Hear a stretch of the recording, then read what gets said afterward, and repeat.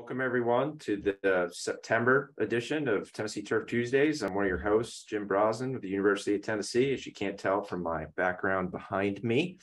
We're going to have a great episode here, really timely topic with early order programs. And we've got some guests to join us because early order programs are certainly a part of the industry that doesn't cross over with academia very much. So we brought in some experts to kind of share their insights and thoughts on all things early order, as that is a big part of the industry at the moment. Before we do that, we've got a big crowd registered for today, and many of you are here already. We have had questions about pesticide credits come in.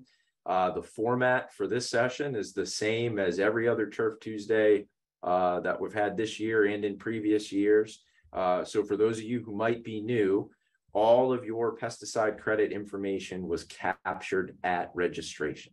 So when you registered for this session, you were asked what state you wanted your pesticide credits in, what your license number was, and if you wanted any other type of continuing education from the Golf Course Superintendents Association or American Sports Builders and other groups of that nature. So we have all of that data, and Zoom is a nice enough program that it will collect that for us, and we can use that as our roster that we submit to your Department of Agriculture for you to get credits for participating. For those, I've received many questions over the course of 2022 from those in Tennessee about Tennessee Category 3 credits. We've had regular contact with the Department of Ag, and all of your credits will be awarded. They are, like many of us, very understaffed at the moment, and there has been a delay in getting those rosters uploaded and into the online system that you see when you check your account. But I can assure you we have all the roster information here, and TDA has been provided backups of everything. So it's really only a waiting game at this point. You also will, may be familiar with the fact that these sessions are recorded. We only get pesticide credits for live viewing, and you have to stay with us for the duration of the hour. So we'd like for you, in order to get that credit, to stay with us till 12:30 Eastern. We will do our best to be wrapped up by that time. The archived video will go on YouTube, and the archived audio will get pushed out to Apple Podcasts on our Tennessee Turf Tuesday podcast feed. So if you want to check it out on those platforms, you certainly can. At this time, there's no credits for archive viewing. It's only for those of you who have taken time out of your day to join us live. Last thing before we get into the nuts and bolts of what we're going to talk about with the EOP is questions. And some of you have already shown your expertise in this area. To ask a question, use the Q&A box that's in the bottom of your screen. And we have a group here. We'll do our best to try to answer as many of those questions as we can aloud. And if for some reason we can't get to it aloud, we will type an answer in response. That is the easiest way for you to ask your questions and have it be efficient, is to use that Q&A box rather than chat or any other mechanism in Zoom. I think that does it for the nuts and bolts. I'm going to welcome in. We have got Jason Frank from Harrell and Steve Ellis from Simplot, two of our major distributors that cover the turf and ornamental markets. I mean, really across the country, not just across the Southeast. And welcome to Turf Tuesdays, gentlemen. Thank you. It's good to be here. Thank you very much. Appreciate you having us on.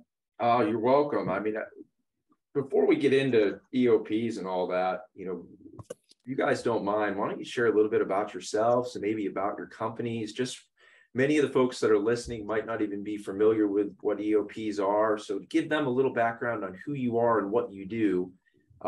It might set the table well for us to have a discussion about EOPs moving forward. Jason, you want to lead off? Sure. So my name is Jason Frank. I'm the Vice President of Turf South for Harrell's Fertilizer. So That encompasses 3 regions from Florida to Virginia over to kind of southern Missouri down through Louisiana, Arkansas.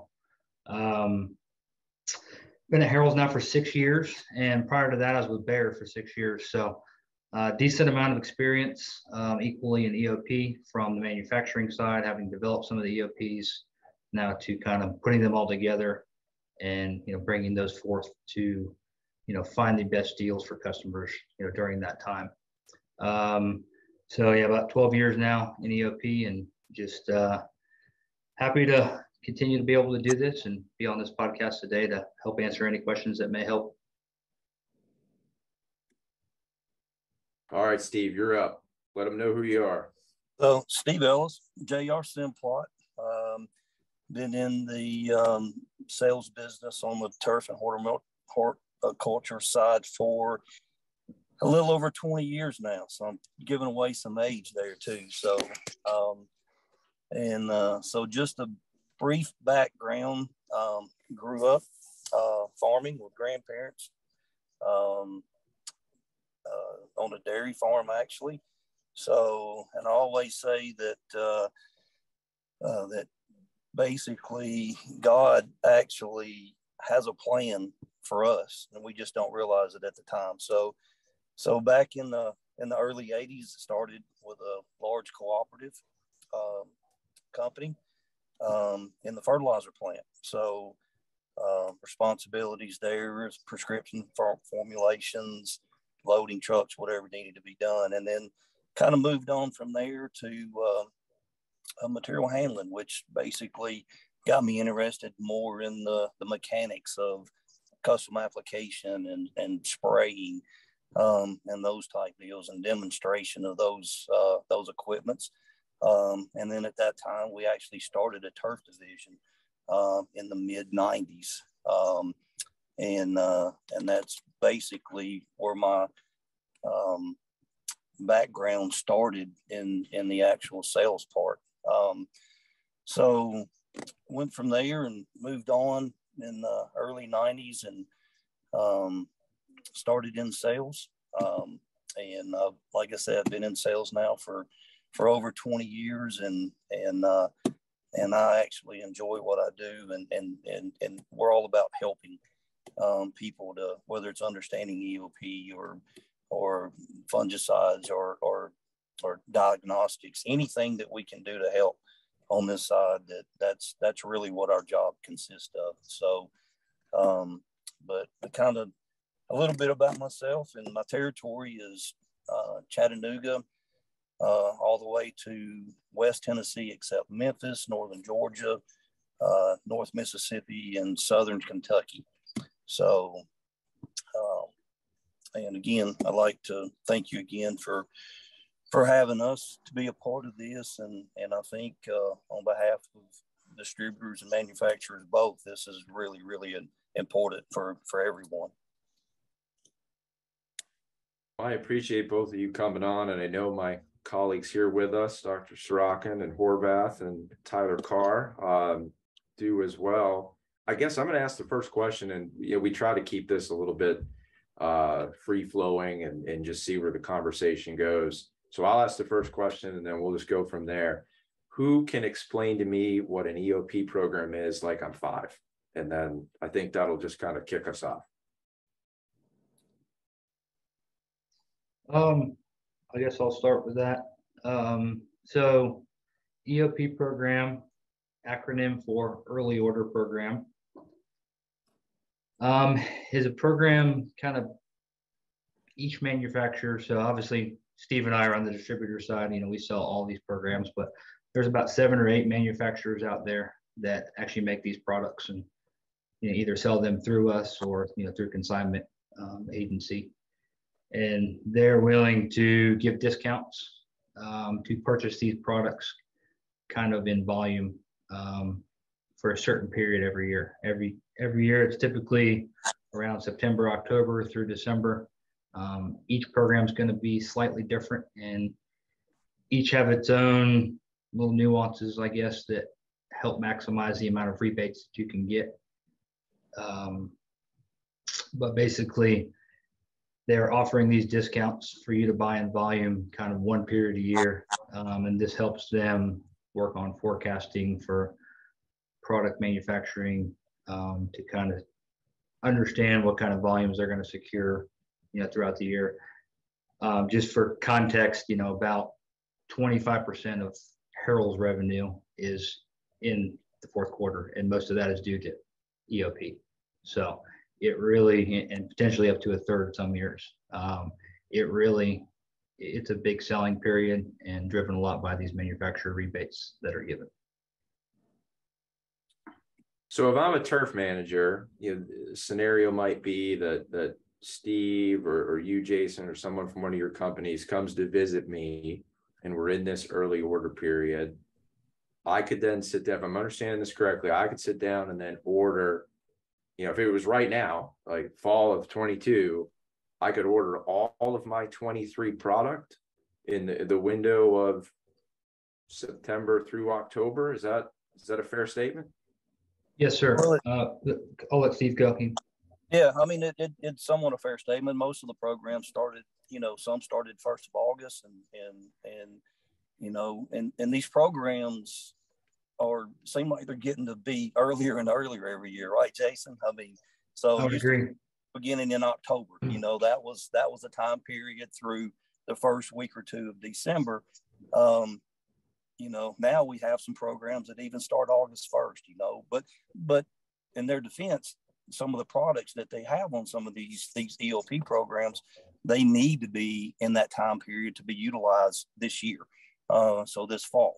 So they're giving some of those terms, like Jason said, and rebates back on these things that can be utilized in this year as well. So, it's, golf has been really, really good here lately. So in the past couple of years, I would say. So, it just gives them an opportunity to take advantage of some of these early order programs with different products that they can utilize this year and moving forward into next year too. So, but typically when you look at these things, August, September, and October are the absolute best times to purchase EOP because they offer the greatest discounts at those time periods. So once you get into November and December, the discount structure kind of decreases a little. So if I could encourage everyone, and look, it's not the best timing because you're just getting out of a busy season. It's hectic. Last thing you want to do is sit down and go through an EO booklet with your sales rep or even by yourself as far as that goes. But I like to encourage you to really look at these things between now and the end of October. And to further some of Steve's comments, most of the terms are through June or July of the following year. So kind of back to your original question there, Dr. Brosnan, can you buy your product for the entire year?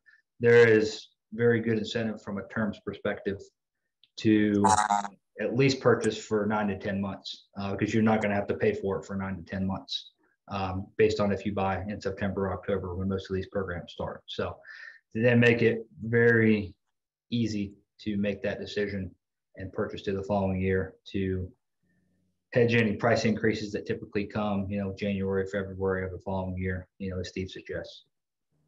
Another follow-up question. So does it all come at once? I make the order and I order 10 months of product. Does a truck show up with all of that product on the back and I need to find a place to store it? Or do you all hold some of that and then it gets delivered, like, I guess to use like Amazon verbiage or whatever, does it ship complete or does it stagger ship?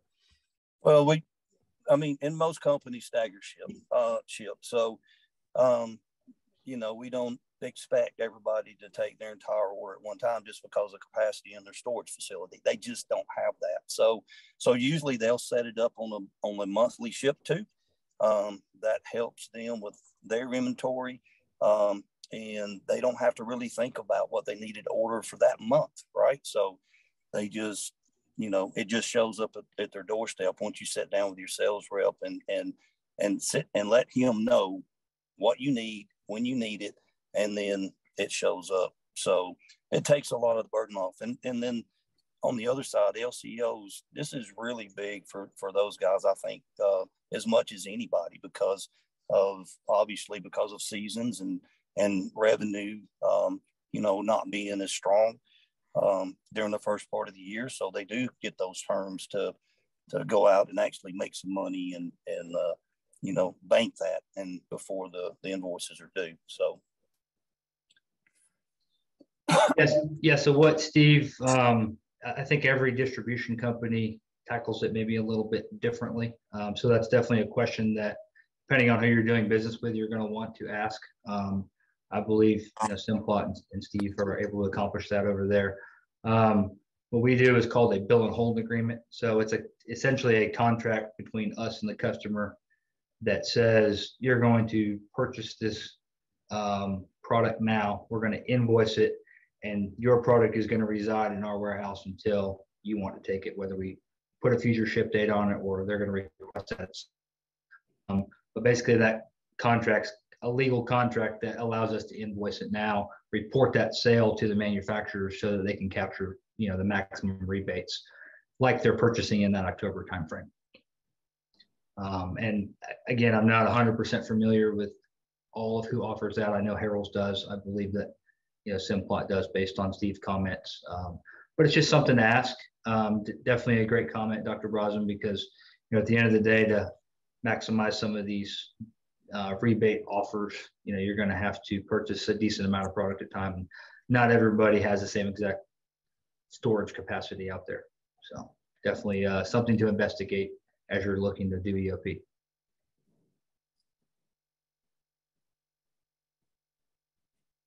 Well, and I know another thing that came up on an extension visit recently related to EOP. Brandon and I were visiting with a golf course superintendent, newer superintendent at a new club, and he's getting ready to make fall applications for both weed control and disease control. And one of the things that was kind of volleyed around was, could you, with the EOP period going on now, could you use that to acquire what you needed to do in the fall of 22, and maybe even order ahead so you had stuff on the shelf for the fall of 23, so you were ready and not kind of left scrambling trying to get a product that you might not have when the environment says it's time to spray? I mean, do people do that where they'll almost double up on a fall program order at this time? So yes, they do. But again, as I was saying in the beginning, not everything is on early order programs at the same time. So sometimes some of the products that they may want to utilize a little bit earlier, say in September, isn't actually on EOP until October. But a lot of people will actually take advantage, and like to Jason's point earlier, some of these things you have to order a considerable amount of products to get the maximum rebate. So they'll even look as far out as next fall, for example, even though, technically they've already paid for it in June or July. They'll look at, if they need specific products in the fall before EOP starts next year, and go ahead and put it on this year's EOP to utilize some of those savings at that point. Yeah, I would agree. I mean, every situation is going to be different. I definitely see a decent amount of people utilize the terms. I would say that's probably the most common, I guess, buying period would be through the terms at least. I definitely see a considerable amount of people buy on an annual basis. So they'll buy every October for January to December of the following year.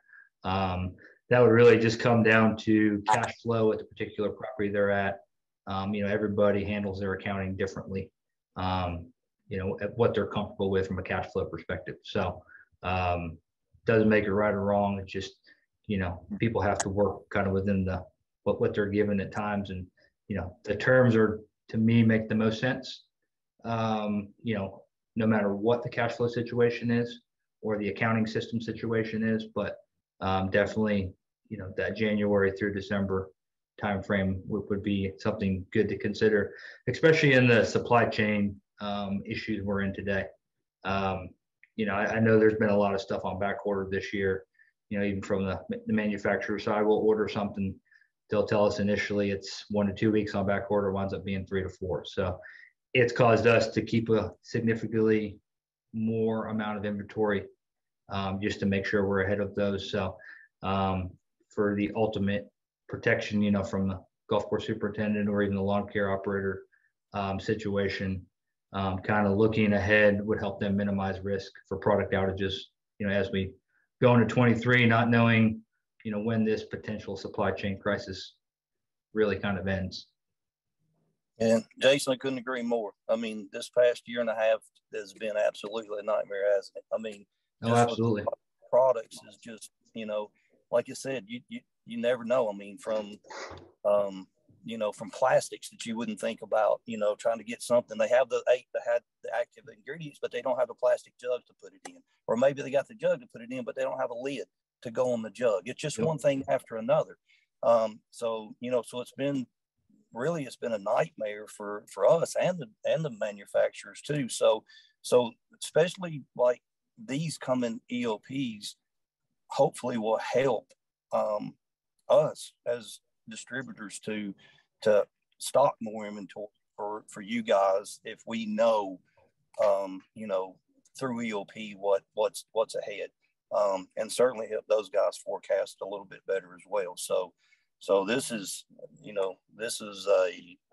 a team event is basically what it's become now. So we need all the help we can get. Yeah, I definitely agree with that. The forecasting part, for the immediate future is going to be helpful for all of us. So to that point, what do you, reading the tea leaves for this EOP, and then obviously with the economic pressures that we've seen over the last year, like, what do you guys see as far as obviously the terms are a nice thing, but what do you see in terms of, are you guys hearing that, price increases are going to be significant, and what are we seeing with what's in EOP now versus what they might see if they have to delay a purchase till like next year sometime? Yeah, those are great questions, right, Jason? So, absolutely. Price increases, I honestly think is inevitable. I mean, it's going to happen. We just took on some from the manufacturers here most recently. Probably will hold. And Jason, you talk with some of those guys probably more than I do, but probably hold at least through all of the EOP until next February, March, maybe. But I mean, who knows? I mean, that I don't reading tea leaves, like you said, Brandon, I wish we had that capability. So, but I don't have a good answer for that other than it's very probable. Yeah, all I would say is, price increases continue to be definitely a real thing and definitely something to consider going forward. All I can speak to is kind of where we're at, as of now for this year, and depending on the manufacturer, we've received up to 3 price increases this year to the tune of, potentially 15% plus or minus, which is unprecedented. Over that period of time, from January until September. So I would agree with Steve. I think if most of them can help it, they're going to hold these prices through EOP. But even last year, in the middle of October, we had a manufacturer give us a price increase, and you're in the middle of selling a program, and it was frustrating, but obviously it's the world that we live in right now. I think some of this is settling down from the worst case scenario that it was. But again, it's hard to sit here and make a prediction. Every time you read the Wall Street Journal or turn on the news, all they're talking about is, increases in inflation. So I think as those continue to be concerns and, the global marketplace, continues to be a challenge, I think, a lot of this is going to continue to be real for us, for the immediate future. And then, like, as a follow-up to that, so obviously that's one piece is the economics of it. Then one of the other things that just in the little bit that I've been exposed to EOP booklets and programs, you know, when Dr. Brosnan or myself get out and talk about putting together a program for weed control or disease control, we're thinking of it from an a la carte perspective, going, okay, we want to use that and this and this and this. How you see a lot of comboed up kind of products where it's like, well, I like 3 out of the 4 of those things, but that one I don't know what to do with. So how do you guys advise customers or talk to customers about how do they approach like taking advantage of some of the packs versus, you know, maybe something that they want to get that's a particular product that's maybe at a higher price because it's not in a pack, but that's still discounted from what it might be in the, you know, the regular pricing structure? Brandon, you're full of great questions today.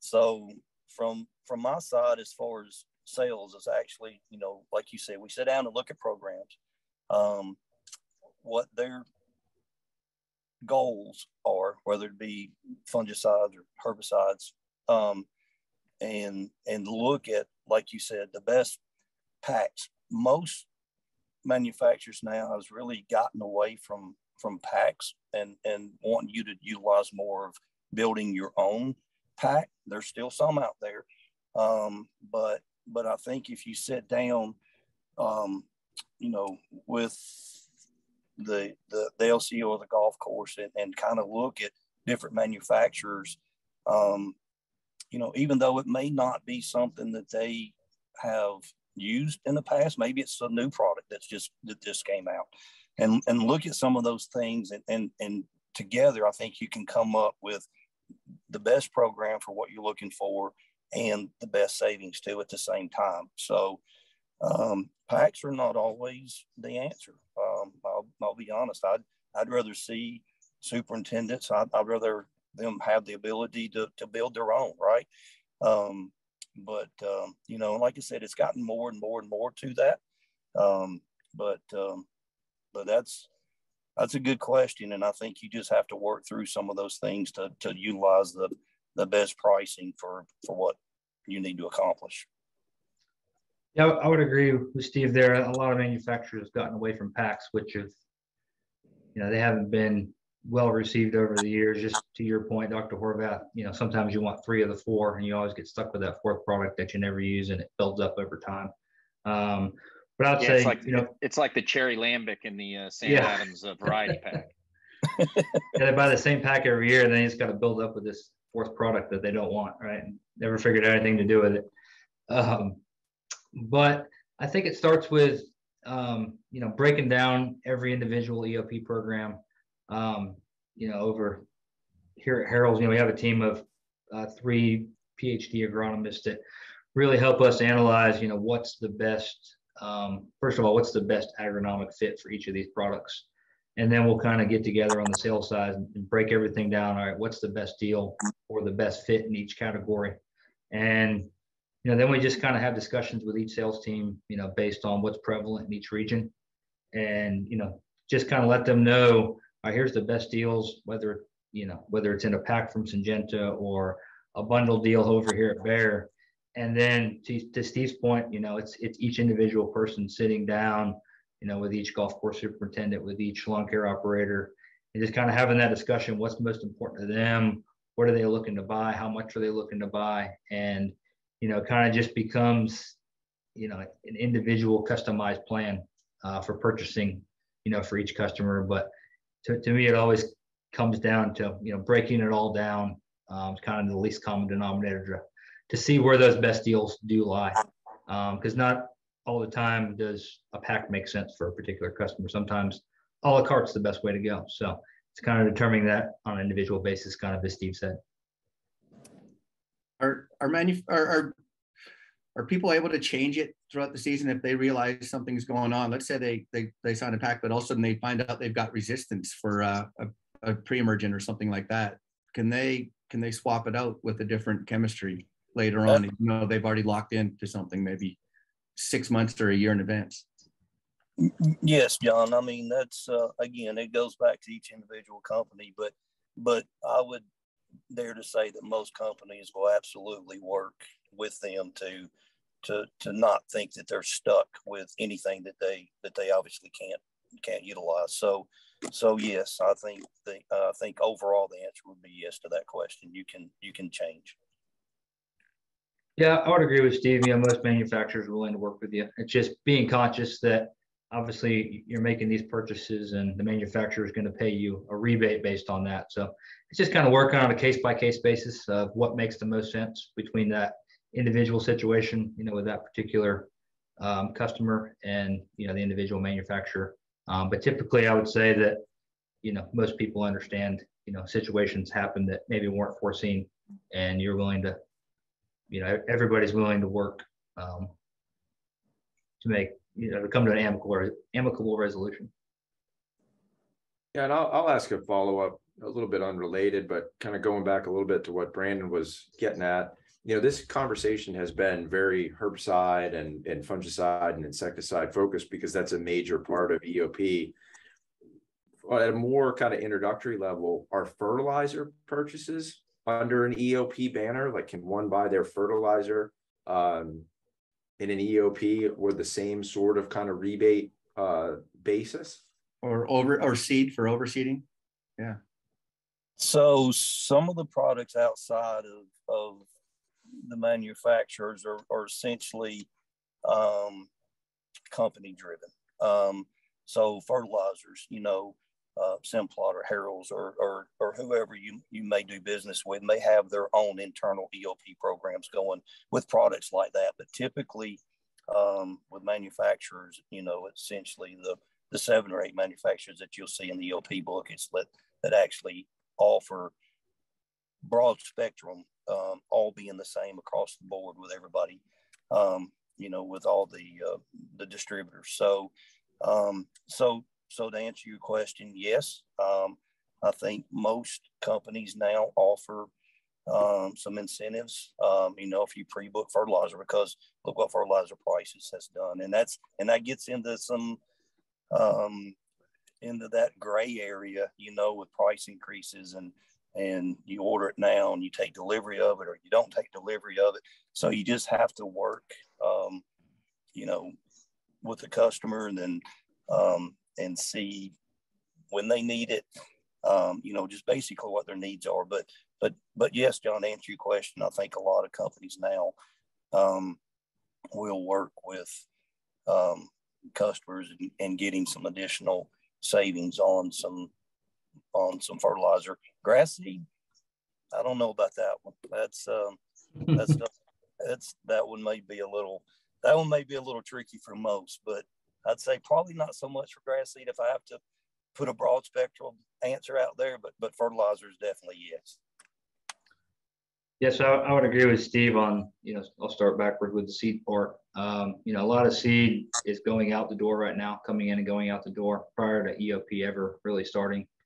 And it's a very narrow window of, you know, when you order and it goes out, and I think people can make those applications. So, you know, in the past year or two with seed especially, you know, there's been a finite amount, so you can only get so much. So I don't know that there's really a necessity to have an early order program, because, you know, reality is you could only sell so much, and once you got to a certain point, you had to kind of cut it off because you're only going to get so many volumes.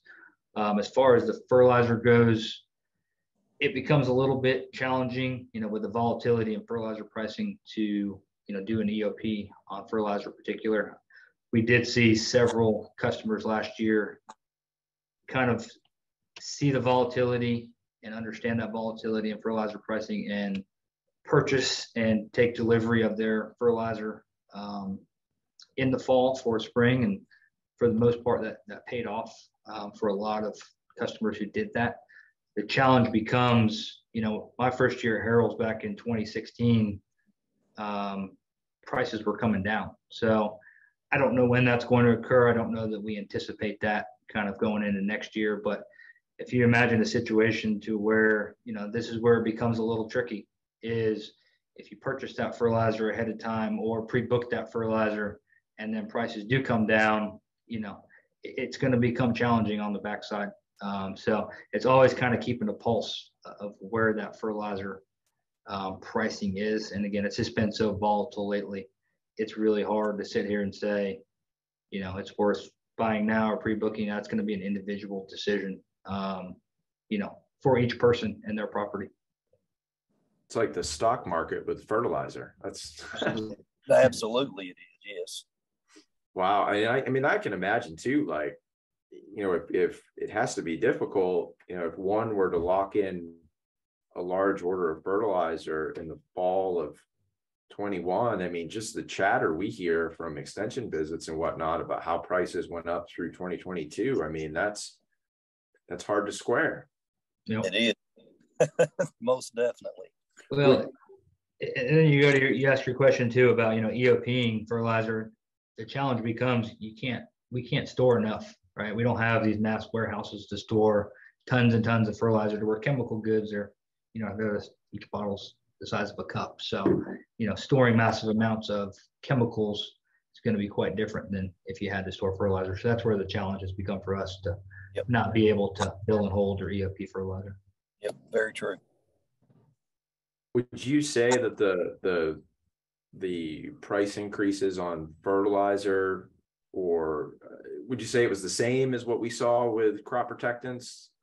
Maybe a little bit more volatility with fertilizer price than crop protectants, less? Like how did those two compare? And do you think, we can't forecast into the future because nobody knows, but kind of like looking back now, obviously it's a linear uptick in price. You think it's leveled off at all, or do you think it's to be determined? Well, I think too, and Jason will both hit this one. But I think fertilizer pricing right now is somewhat level. It has been for a couple of months. Urea's came down, a little bit. But, we have to look at very closely what's going on in Europe right now. I think that's going to be the driving force for prices in fertility. But Jason will contest to this too, that, you could give somebody a quote and 10 days later it would change. It's that frustrating there at that one point. So now, you can hold a quote for a period of time. Not going to say what that is, but for a period of time, we can hold quotes now, because it's kind of gotten leveled off a little bit. But as far as volatility, it's just been all over the board with fertilizer, probably more so than actual chemistries. And so even freight cost anymore. That's as big as driving force as any price increases on AIs or anything. We used to get barges from overseas for $3,500, and now they're $40,000 just to get the same barge from another part of the world anymore. So, and those actually drive cost tremendously. Yeah, no, I definitely agree with all of those statements. Fertilizer pricing over the last 2 years. I would say from January of 2021 now, depending on the type of raw material, anywhere from an increase of 50 to 100%. So some of it doubled in that time frame. To Steve's point, I think a lot of it's starting to level off. A lot of the most recent raw material reports that I've seen have been somewhat consistent, some a little bit up, some a little bit down, but the volatility is slowing for sure of what that up and down is, week to week. And to Steve's point, there was one point over the last year or so, we were only able to hold quotes for 7 days because that's how much fertilizer pricing was escalating on a week to week basis. And it was the craziest thing you've ever seen, especially from the supply side. And then, back to your question of fertilizer versus chemicals. So I think chemicals are probably anywhere into that 15% plus or minus range during that time frame, maybe 20%, some of them. It really just depends on the chemical, but as a broad average, to where fertilizer was probably, again, 50, 75% increases over that same period of time. So raw materials have definitely escalated a little bit more. chemicals seem to be tracking a little bit behind them. I don't know. I have a great explanation for why that is. And potentially, I think we'll probably see some more chemical increases going kind of into the future over the next year versus maybe fertilizer is kind of starting to slow its volatility. So hopefully we can stay at least where we're at right now on the fertilizer piece with minimal price increases on the chemical side going forward. But, we'll kind of see. Well, and, did you all see changes in use patterns from that? Did people change, whether on the fertilizer side, did they change the fertilizers that they were using, the frequency that they were applying, and the same thing on the chemical side? Did you see, differences in whether it was herbicide programs or fungicide programs or what have you? I mean, and I know it's facility to facility, customer to customer base, but just as a general trend, can you speak to anything that may have changed from buying patterns in, say, 2019 to now? So we'll talk about the fertilizer piece of it first. So yeah, I think we definitely saw an increase in Harrell's and Simplot both offer a great controlled release fertilizer. So I really saw an increase in use of controlled release fertilizer in that time period, just because for obvious reasons. If you look at how many applications you could put with a slow release versus a controlled release, which are two different types of fertilizers. So that is definitely one thing that we saw an increase over the last year and a half. People are starting to utilize more and seeing the value of that controlled fertilizer as opposed to years past, where it seemed, at least on paper, when you first look at it, that it was more expensive. Now, I think when they dive in a little bit more, they see the value in that controlled release fertilizer versus, a quick release or even a slow release like a sulfur or a coated fertilizer. So I think that is definitely took a turn upwards in terms of fertilizer usage. But as far as the chemistry part, I honestly probably haven't saw much change across my territory in the use of, herbicides or fungicides or anything like that. So those have been pretty steady, I think, as far as use patterns have gone across the last, several years anyway. Yeah, I would agree with Steve's comments. There's definitely been some changes in how, I guess, the utilization, of the different products. Labor's been a huge challenge, over the last couple of years. So, the increase of controlled release fertilizers during that period are kind of almost a necessity, just to help you skip an application because you really don't have the labor, to put it out. So I know that's definitely been a challenge for a lot of people. In addition to that, just as far as some adjustments that we've seen, people make, I think most, maybe not all, people's budgets, definitely people ask for increases. How much they got, on a property by property basis, I don't know, but, say that was 15 to 20% increase in your budget this year, whatever that is. If fertilizer prices were up 50%, they may tweak the analysis or, maybe cut back up in some rough areas or something and not fertilize, as much to get to the major play areas and keep those conditioned as well as possible. So, I think everybody, collectively between, working on a customer by customer basis, made it through some of the price increase challenges, just by making, various adjustments, where needed. Because, as Steve mentioned, golf's been really good over this, last 2-3 year period. So there's been a lot of play. So fertilizer is definitely necessary. So, putting it in the right place at this point be the best thing has been the best thing to figure out, on an individual basis.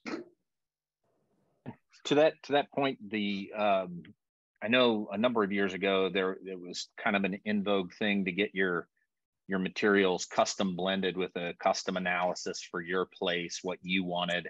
And then you also, like, if you look at the offerings from any of the manufacturers of fertility products, you see a number of SKUs of different analyses in there. How has that shifted at all in terms of, is it a better buy to buy a pre-made analysis versus getting a custom blend of material, or how does that work from a price basis with what you guys see? So I think sometimes SKUs are better deals because of the time in which they were made.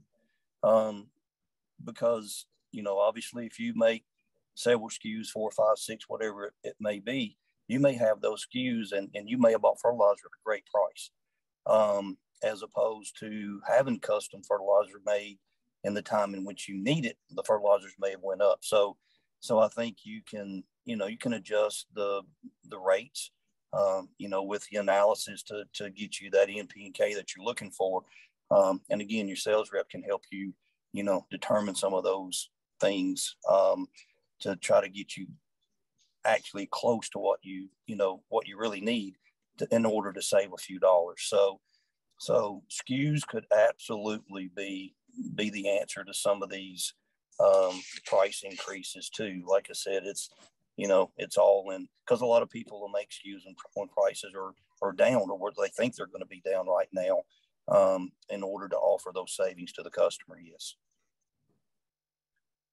Yeah, no, I would agree with that. I mean, in the past, the difference for us between having a SKU and a custom blend is, a SKU we typically keep on the floor. We can deliver it to you probably tomorrow, the day after. A custom blend, you're going to be, 3 to 5 to 7 days out, depending on where you're at.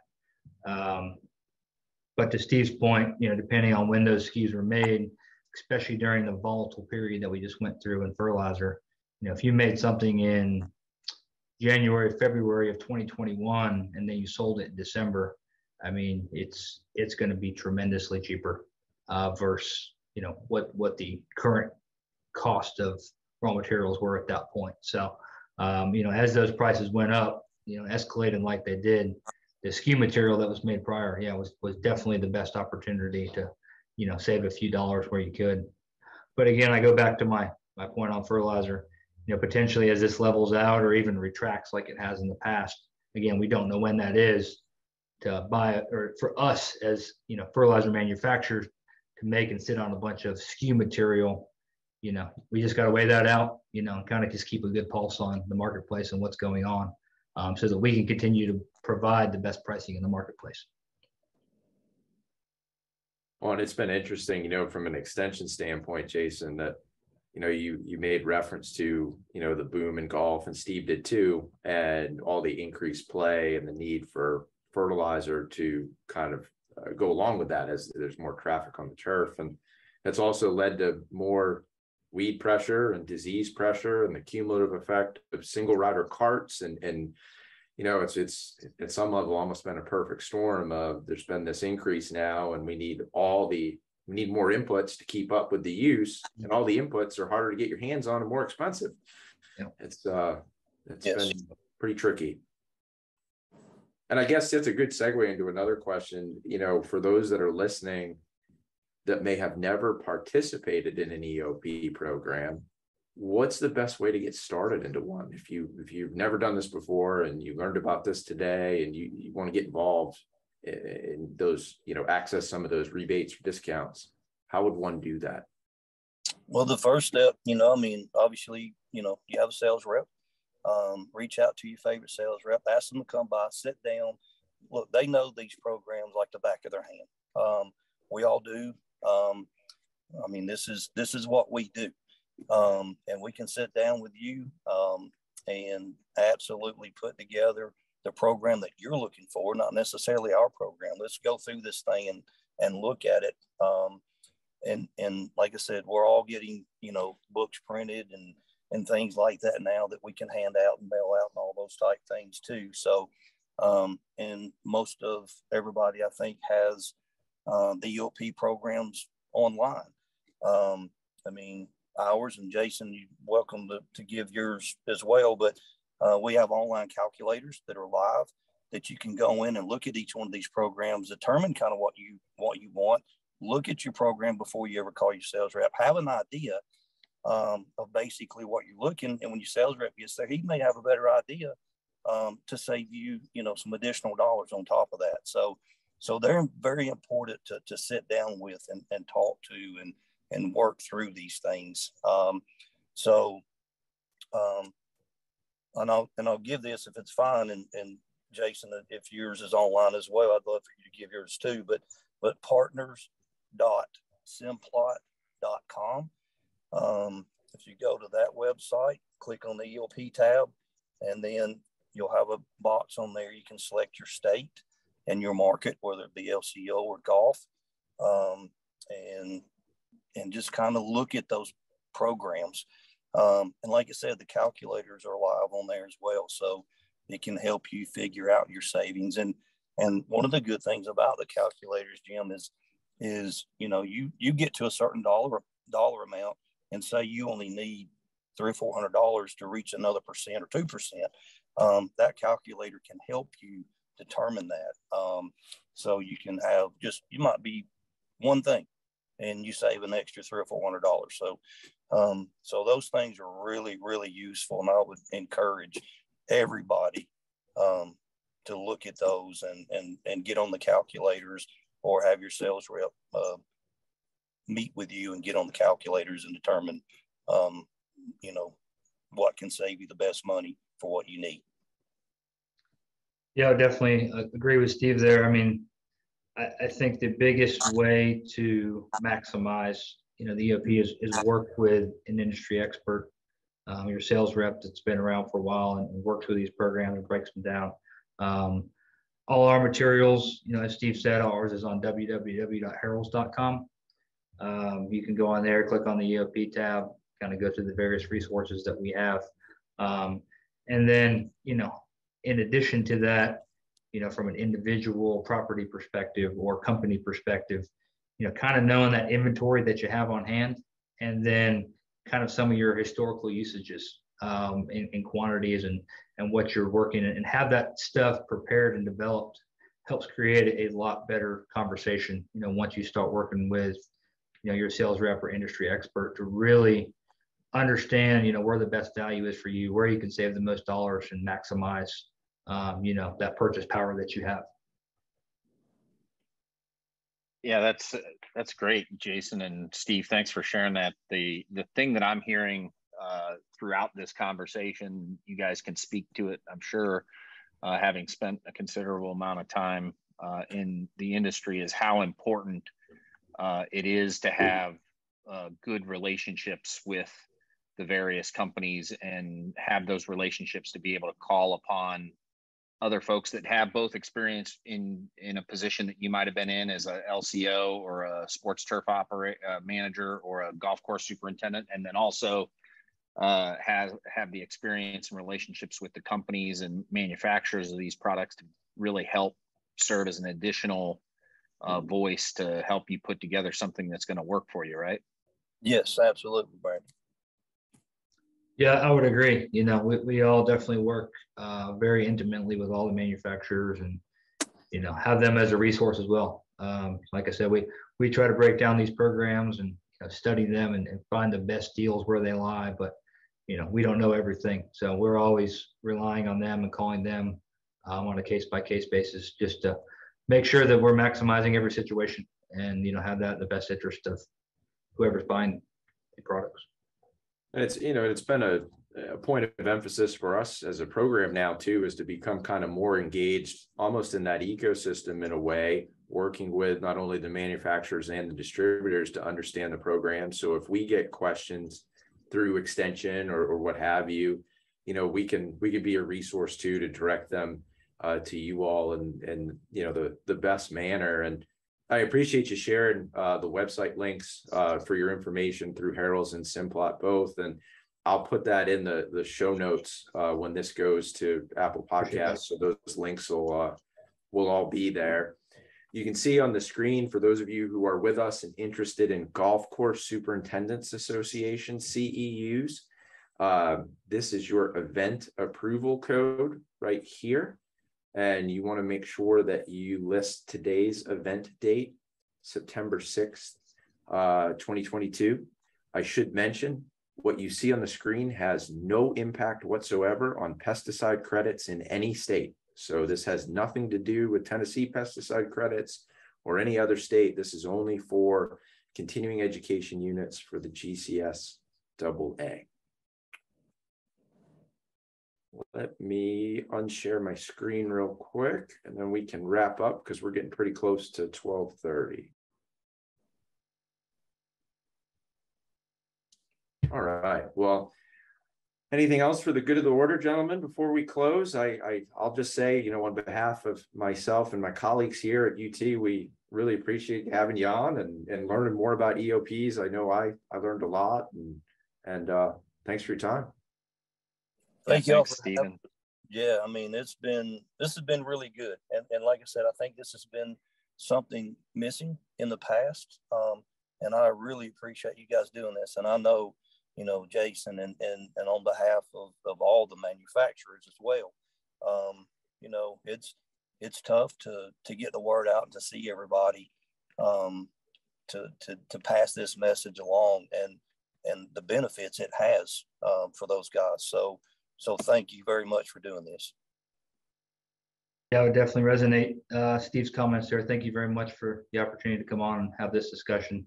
You know, like Steve said, Dr. Brosnan said, you know, we're all in this together. You know, obviously we're in the middle of a very weird time, you know, as far as economic history goes, you know, supply chain. So, you know, working together and kind of coming together to figure out what's going to be best for everybody to keep everybody moving forward. Definitely appreciate the opportunity.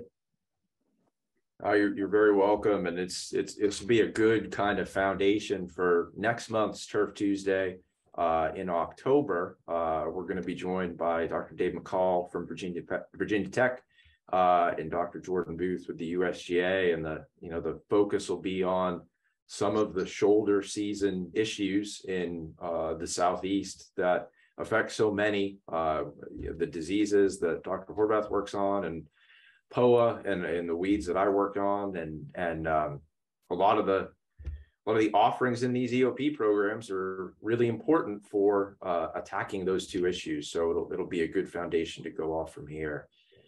I'm going to leave it there, let you all get to lunch, but thanks again, and we will see everybody in October. Thanks for listening.